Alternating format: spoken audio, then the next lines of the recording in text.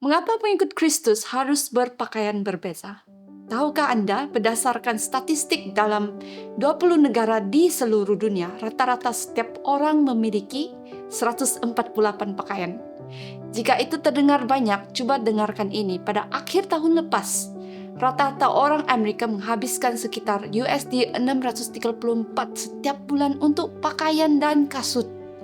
Kita semua setuju bahwa cara berpakaian dan penampilan itu sangat penting. Namun, dengan begitu banyak pandangan yang berbeza tentang cara berpakaian, bagaimanakah kita sebagai pengikut Kristus dapat mengetahui mana yang benar dan mana yang harus diikuti? Atau mungkin begini pertanyaan Anda, mengapa sangat penting mengikut Kristus perlu berpakaian berbeza daripada orang lain? Untuk menjawab pertanyaan ini, mari kita mulai dengan pertanyaan lain. Apakah tujuan dari pakaian? Tanpa harus berpikir panjang, Anda mungkin boleh menyebutkan beberapa seperti pelindungan, untuk kesopanan, hiasan, dan identiti. Hari ini kita ingin fokus pada kata terakhir, yaitu identity.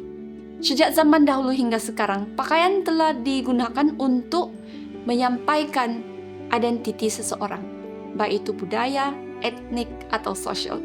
Di zaman Alkitab, imam Yahudi dan juga imam besar memiliki pakaian yang sangat khusus yang ditetapkan untuk mereka. Kerajaan memiliki jubah dan pakaian khusus yang eksklusif bagi mereka juga. Hanya dari cara berpakaian saja, bahkan seorang penizina dapat dikenali seperti yang kita lihat dalam Amsal 7 ayat 10. Berpakaian pada hari ini tidak berbeza.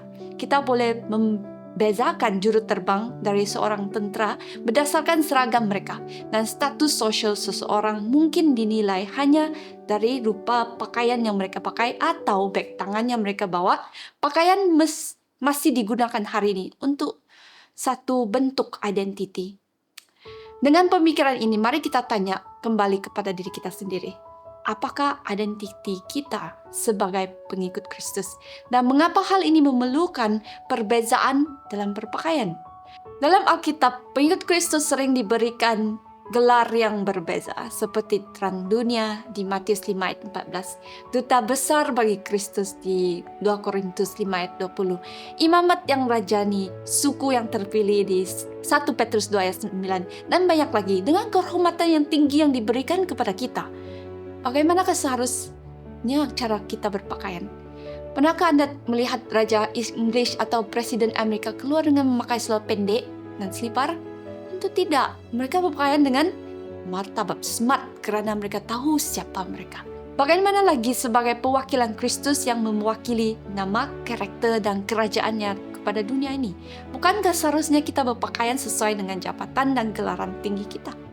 Marikah kita tidak lalai dalam berpakaian untuk kehormatan dan kemuliaan Raja kita.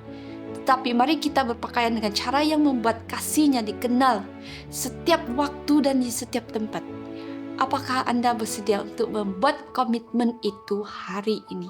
Jika Anda ingin tahu lebih banyak tentang Alkitab, atau jika Anda ingin doa atau seseorang untuk berbicara tentang topik ini, silakan hubungi kami melalui WhatsApp atau email yang tertera di sini dan di deskripsi yang di bawah. Tuhan memberkati.